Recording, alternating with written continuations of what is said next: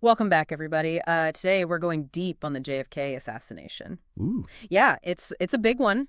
big one. We've got a stack of articles here from the fourth decade, Okay. and this is from May 1996, Okay.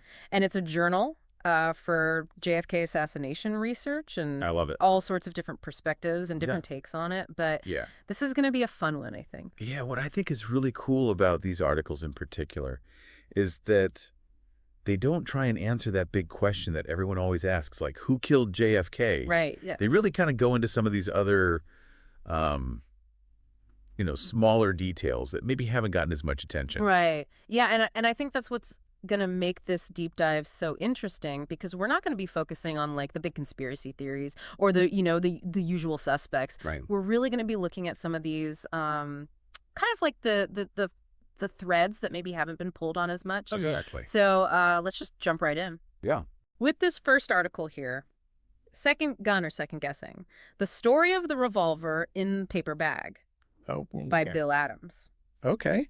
So just the title alone, it's like, what's going on here? It's intriguing, right? Yeah. And it starts off with this really interesting detail that there was a .38 caliber revolver found near the assassination site. Okay. So you can imagine back in 1963, you hear about this mysterious revolver, and everyone's wondering, like, wait, was this planted? Was there a second shooter? Right. It's like a huge clue. Exactly. You would think, right? Yeah, you would think this would be the key to unlocking the whole mystery. Right.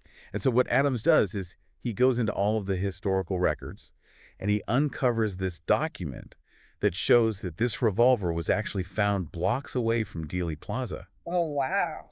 Not right at the scene like initial reports might have suggested. Okay. And get this, it was turned in by someone named Willie Flatt. Really flat. Willie Flatt. I feel like we need to look into that. Right. Did the FBI ever, like, You would think. follow up on this? Or Right. What happened? who is this guy? Exactly. And that's kind of what I love about this article is that it presents this really intriguing lead. Right. And then we're just left with more questions than answers. Yeah, it's like every time you think you've got a lead, it just kind of like fizzles out and you're left with more. Right. And that's kind of the nature of the JFK assassination, right? Right. It's Yeah. like every answer just leads to more questions. Absolutely. So let's move on to this next article here. Oswald, Bannister, and V.T. Lee. Okay. This is by Frank de Benedictis. Okay. And this one's really fascinating because it looks at Lee Harvey Oswald's connections to the Fair Play for Cuba Committee, Oh, the FPCC? the FPCC. Okay. So for those who maybe need a little refresher, the FPCC was an organization that advocated for the Cuban Revolution. Okay. And, as you know, that put Fidel Castro in power. Right. And this was during the Cold War, so a time of huge tension between the U.S. and the Soviet Union. Right. And Cuba was allied with the Soviets, so that made them a big concern for the U.S. government. Right. So you've got this organization that is supporting a communist country Right. that is allied with the Soviet Union, which is our enemy. Exactly. So that's pretty significant. Huge red flag. Okay. And this is where Oswald's involvement gets really interesting because he was known to be a supporter of Castro. Okay. He had even defected to the Soviet Union for a while. Wow. So the fact that he was connected to the FPCC immediately raised suspicions. Right. Like, what was he doing? Was he acting alone or was he part of something bigger? Right, exactly. Okay. So what does this article tell us about Oswald's FPCC activities? So the article really focuses on this specific chapter of the FPCC in Tampa, Florida. Okay. And what's interesting about this chapter is that it was unlike many other chapters of the FPCC. Okay. It was primarily Cuban-American, Okay. and it wasn't as heavily influenced by the kind of traditional leftist groups. It had strong ties to local labor movements. So it adds this whole other layer of complexity Yeah. to the political landscape of the time. Yeah. You've got, like you said earlier, pro-Castro, anti-Castro. Yeah.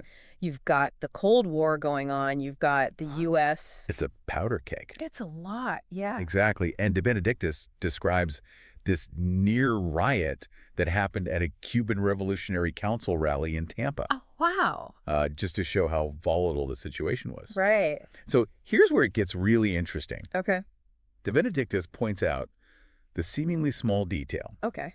that the New Orleans Police Department took a sudden interest in this very chapter of the FPCC in Tampa, Okay. just a few months before Oswald started his own FPCC activities in New Orleans. It seems like that might be a little bit more than a coincidence. Right. Yeah. It makes you wonder, were they monitoring him? Were they trying to infiltrate the FTCC? Right. What was the purpose? Exactly. Okay, so now we've got all of this stuff kind of swirling around. Yeah. And it's like, what is going on here? What are the connections? Right. And that's what makes this case so fascinating. Yeah. Is that these little details can lead to these huge what-if scenarios. Absolutely. And that brings us to this next piece of the puzzle. Okay. We've got a letter here from Stan Weber. Cool. And he talks about this really interesting footage of a man entering the Texas School Book Depository Okay. shortly after the assassination. I've heard about this. Okay, have you seen the footage? I have not. Okay, so this footage was captured by a newsreel cameraman, Okay. and you can actually see it in the documentary JFK, The Day the Nation Cried. Okay. But here's the thing. This guy isn't entering through the door. He's entering through a second-floor window. What? Yeah. Why? Why? That's the question, right? Yeah. And to this day, nobody knows who this guy was or why he entered the building this way. Oh, wow. That's suspicious. It is. Right. It's very strange. Like, why not just use the door? Exactly. So it's like, okay, is he connected to the assassination? Right. Was he planting evidence? Was he retrieving something? We just don't know. We don't know. And it's just another one of these little details that just kind of adds to the whole mystery and the intrigue of it all. Exactly. And it makes you think about, all the different people that could have been involved. Right. And what their motivations might have been. It's like you go down this rabbit hole every time you look into this, and it's like, ah. Yeah. And you start to question everything. Right. And everyone. Okay, so speaking of people who we maybe should be questioning. Here we go. Let's talk about the Paynes. Okay, yes. The Paynes, they're crucial to this story. Yeah. I'm really interested to see what these articles have to say about them. So we've got this article here called The Paynes by Barbara LaMonica, Steve Jones, and Carol Hewitt. Okay. And they really go in depth on the roles of Ruth and Michael Payne, Okay. the couple that Marina Oswald Right. Lee Harvey Oswald's wife. lived with before the assassination. Right. So think about this. Their house became like a central point in the investigation because so much of the evidence used against Oswald was found there. So they're right in the thick of it. They are right in the middle of it all. Yeah. So the article really highlights Ruth Payne's actions after the assassination. Okay. She found and copied a letter from Oswald to the Russian embassy, Wow. turned over his belongings to the FBI, Okay. and even testified about his character. So she was very involved in providing evidence that was ultimately used against him. She was right. That's a huge role to play. Yeah. And it really makes you think about, was she aware of the impact that her actions were having on the case? Right. Was she intentionally trying to frame him, or was she just trying to cooperate with the investigation? Exactly. You don't know. Yeah. And then there's Michael Payne.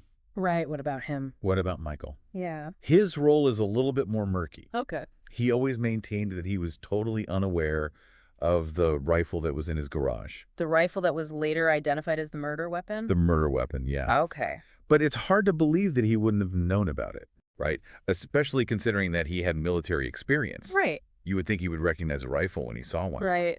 So that's one of the big questions about the Paynes. Did Michael genuinely not know about the rifle? Right.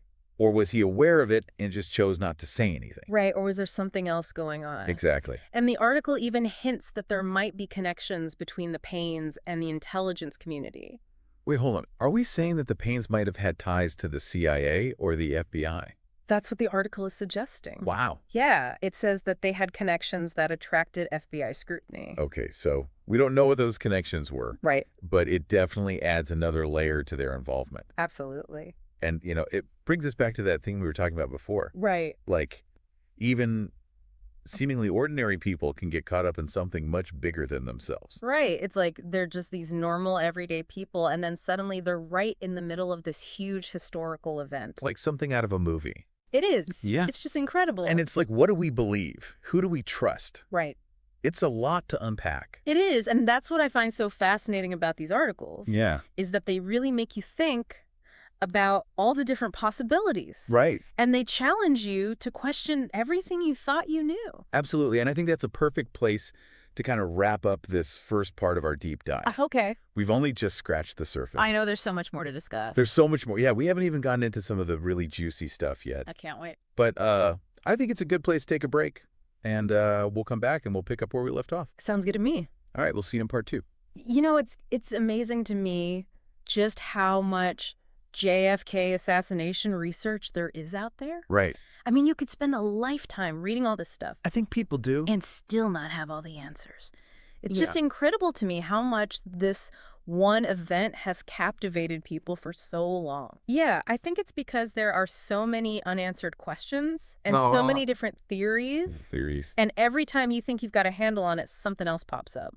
Yeah, and these articles from the fourth decade Right. really give us a glimpse into kind of how that research has evolved over the years. Right. You know, they present perspectives and they raise questions that really challenge those traditional narratives. Right. And I think that's a good thing. Yeah. Because it forces us to rethink what we thought we knew. Exactly. And speaking of challenging narratives, Oh, yeah. there's this article by Howard Platzman, Okay. The Crisis in Assassination Research.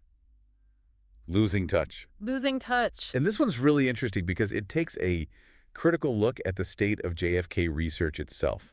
Okay. Like, he's not necessarily taking sides in the debate. Right. He's more concerned about how researchers are approaching the topic. Right. Like, are they losing sight of the bigger picture by getting too caught up in the details? Exactly. He's worried that they're missing the forest for the trees. Okay. Yeah, I see what you mean. And he uses this really clever analogy to illustrate his point. Okay. Remember the whole Paul is dead thing? Oh, yeah, like Paul McCartney supposedly died and was replaced by a lookalike? Exactly. Okay. I remember that. And people would pore over album covers looking for hidden clues. Right, yeah, like little secret messages and stuff. Right, and it was a classic case of confirmation bias. Right, where you're just looking for anything to support your theory. Right, you're so convinced that it's true that you interpret every little detail as evidence, Okay. even if it doesn't really make sense. So is Platzman saying that JFK assassination research can kind of fall into that same trap? That's his concern. Yeah. He thinks that sometimes researchers can get so focused on proving their own theories Right. that they overlook evidence that might contradict their beliefs. That's interesting. Yeah, and he calls for a more balanced approach. You know, Okay. focus on the core questions, evaluate the evidence objectively. Don't just cherry pick the stuff that supports your theory. Exactly. Okay, that makes sense. But then we have Jerry Rose's response to Platzman's article. Okay. And he has a totally different perspective. Yep. Rose thinks that attention to detail is absolutely crucial in a case like this Okay. Yeah, I can see that too. because it's so complex. Right. He thinks that dismissing seemingly insignificant details could lead to missing vital clues. Right. Sometimes the truth is hidden in plain sight. Exactly. And he gives this example from the railroad men research, Okay. where this seemingly minor detail, Okay. like the police allowing bystanders on the overpass during the assassination, Okay. could potentially point to a larger conspiracy. Okay. So it's a detail that most people wouldn't even think twice about. Right. But Rose is saying, wait a minute, this raises questions about the security measures that were in place that day. Okay, so now we're kind of in this middle ground here. It's like, okay, do we focus on the big picture and risk missing the little details, or do we hyper-focus on every little detail Right. and risk getting lost in a sea of speculation? It's a tough balance. And there's not really an easy answer. But I think what's important is just being aware of those biases Right. and being willing to consider all the evidence. Exactly. Even the stuff that challenges our preconceived notions. Right. You know, you got to be open to the possibility that you might be wrong. Yeah, absolutely. It's about being a detective. Right. Approaching this case with an open mind and a critical eye. And these articles really encourage us to do that. They do. They give us different perspectives, conflicting evidence, thought-provoking questions. Yeah, it's like they're handing us the pieces of a puzzle Right. and saying, okay, try and put it together yourself. But it's a puzzle with like a million pieces and half of them are missing. Exactly. And sometimes the most interesting puzzles are the ones with missing pieces. That's true. You know, it keeps you coming back for more. It does. Okay, so we've talked a lot about different narratives and the importance of considering all the evidence. Right. But what about the actual evidence itself? Oh, yeah, the hard evidence. Like, are there any specific pieces of evidence that these articles shed new light on? There are actually a few that come to mind. Okay. One is the issue of Oswald's wallet. Well, wallet. The wallet. Okay. Sounds kind of mundane, right? Yeah. But it's actually really significant. Okay. So what's the deal with the wallet? So there's this article by Ken Thompson, Okay. Assignment Oswald, a review, Okay. and it's a review of this book by James P. Hosty Jr., Okay. who was the FBI agent assigned to investigate Oswald before the assassination. Okay, wow. So this is like firsthand account Yeah. from the guy who was actually there. Right. Wow, okay. And In the book, Hosty defends the Warren Commission's conclusion Okay. that Oswald acted alone. Okay. He downplays any evidence of a conspiracy. Right. He says he was just doing his job, caught in the middle of government policies and conflicting personalities. So he's basically saying nothing to see here, folks. Pretty much. Okay. But even in Hosty's own account, Okay. there are details that raise more questions than answers. Right. Like, for example, he talks about that infamous note Oh, yeah. that Oswald left at his office before the assassination. The one that Hosty later destroyed? The one that Hosty later destroyed. Yeah, yeah. Right, and Hosty claims that the note contained no violent threats. Okay. But this contradicts other evidence that's been presented in previous issues of the fourth decade. Oh, really? Yeah. Okay. Which suggests that the note actually contained a bomb threat. A bomb threat. A bomb threat. Wow, that's a pretty big difference. Yeah. Like, if Oswald was making a bomb threat, Right. that changes our whole understanding of his state of mind Exactly. and his potential motives. Right. So why would Hosty downplay that? That's a good question. Yeah. And it also raises questions about the FBI's handling of this situation. Right? Like, did they fail to act on a credible warning? Right. Were they trying to cover something up? It's like every time we uncover something new, Yeah. it just adds another layer of complexity. Exactly. And this wallet thing is another example of that. Okay. Because Thompson's review of Hosty's book reveals this discrepancy between Hosty's account and the official police report. Oh, really? Yeah. Hosty claims that Oswald's wallet and identification were found near where Officer J.D. Tippit was killed. Okay. But the police report says that they took the wallet from Oswald after his arrest. Wait, so are we talking about two different wallets here? That's the question, right? Yeah. Were there multiple wallets? It seems like somebody's not telling the truth here. Right. And if Hosty's telling the truth, Okay. it means that the police lied about how they obtained the wallet. Which throws their whole investigation into question. Exactly. Yeah. It raises serious questions about the integrity of the official narrative. Wow.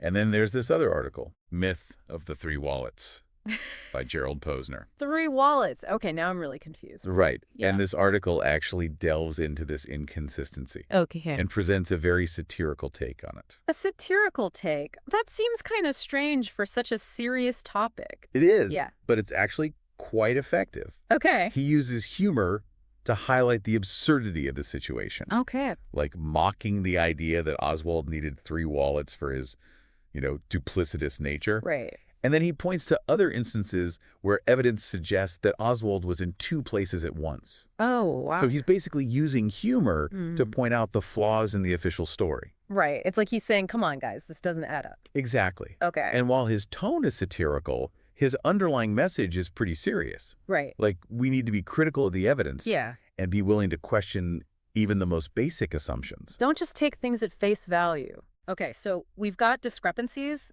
in the police reports, satirical takes on the evidence, and now we're talking about multiple wallets. It's getting weird. It's getting very weird. It's like a conspiracy within a conspiracy. It is. And this is what makes the JFK assassination so fascinating. Right. Because every layer you peel back just reveals more complexity and intrigue. And more questions. And more questions. Yeah, it's like you can never get to the bottom of it. You can. Okay, so speaking of layers and complexity, Oh, yeah. there's this article by Jerry Rose. Okay. The feds spring into action. Okay, I like that title. Yeah, and it looks at the immediate aftermath of the assassination. Okay. Specifically, how the FBI, the State Department, the Secret Service, Okay. all these different agencies focus their attention on Oswald so quickly, Okay. like almost to the exclusion of other leads and possibilities. So even before they had all the evidence, Right. they had already decided that Oswald was the guy. It seems like it, yeah. That's what Rose's analysis suggests. Yeah. He points to a few instances where agencies seem to have made premature conclusions about Oswald's guilt. Okay, give me an example. Okay, well, he cites this meeting at the State Department, Okay. where officials were instructed to compile a report on Oswald's contacts with the department just hours after his arrest. Wow. And this was before any formal charges had even been filed against him. So they were already building a case against him It seems that way. before they even knew if he was guilty. Yeah. And Rose argues that this rush to judgment may have led to the overlooking or even suppression of crucial evidence. Like evidence that might have pointed to a different conclusion. Exactly. Okay, so this raises a big question. It does. Why the rush? Why were they so quick to pin it on Oswald? That is the million-dollar question. Right. And there are a few different theories. Okay. Some people think it was just incompetence. Okay. They were overwhelmed by the magnitude of the event and they made mistakes. Right, like they just messed up. Right. Others believe that there was a more deliberate effort to cover up a larger conspiracy, Okay. maybe to protect powerful individuals or institutions. Right, so we're back to that question of conspiracy versus coincidence. Yep. Was Oswald really a lone wolf? Right. Or was he part of something much bigger? And if he was part of something bigger, who else was involved? And why? And why? Yeah. These are questions that we might never have definitive answers to. Right. But I think the important thing is that we keep asking them, Right. that we keep exploring the evidence, Mm-hmm. and that we remain open to the possibility Yeah. that the truth might be more complex than we initially thought. Absolutely. And, as we're talking about all these theories and possibilities, Right. it's easy to get lost in the weeds. It is. And forget about the human side of this. You're right. This wasn't just a historical event. It was a tragedy. It was a huge tragedy for so many people. Right. The loss of a president, a husband, a father. It left a scar on the nation. And I think these articles, with their focus on the smaller details, on the individuals involved, they remind us of that human cost. They do. That this wasn't just some abstract event. No. It was something that really impacted real people's lives. Right. And I think that's important to remember. And it reminds us that history is made by people. Right. It's not just a collection of facts and dates. Right.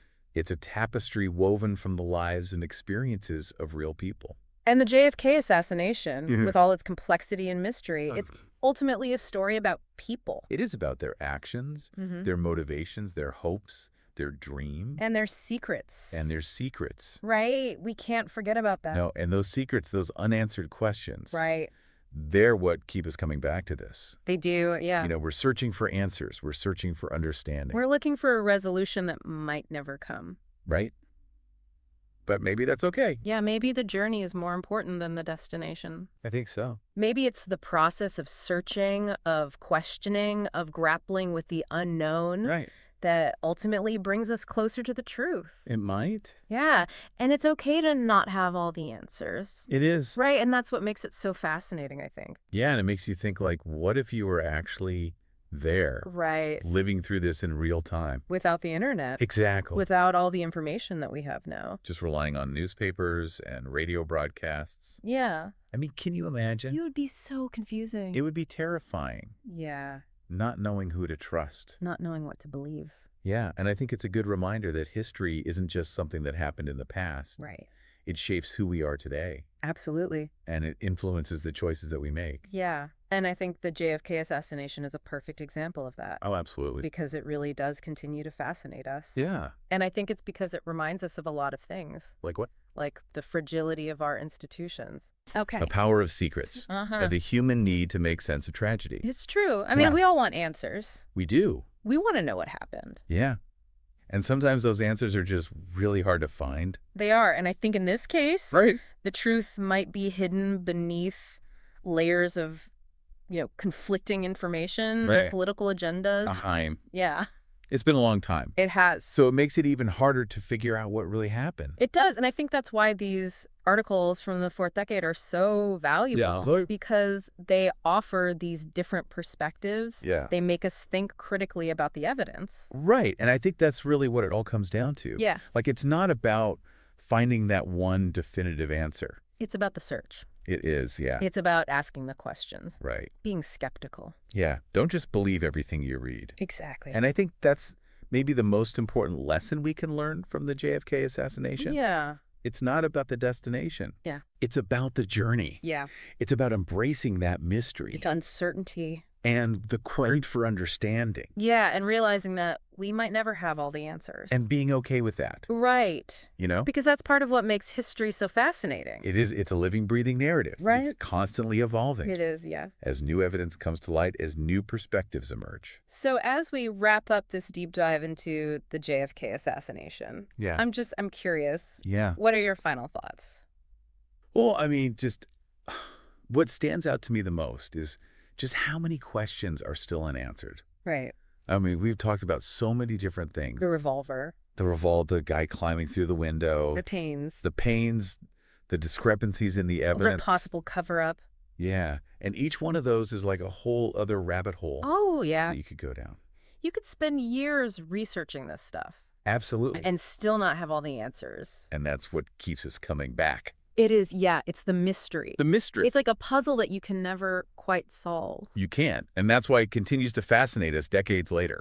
Absolutely. It's a story that just refuses to be neatly wrapped up. Well said. Well said. It's true. So, on that note, I want to thank you for joining us Of course. on this deep dive into the world of JFK assassination research. It's been a pleasure. We hope this episode has sparked your curiosity, Absolutely. challenged your assumptions. Maybe even left you with more questions than answers. Because that's what keeps the search for truth alive. It does. So until next time, keep questioning, keep exploring, and keep an open mind. Always.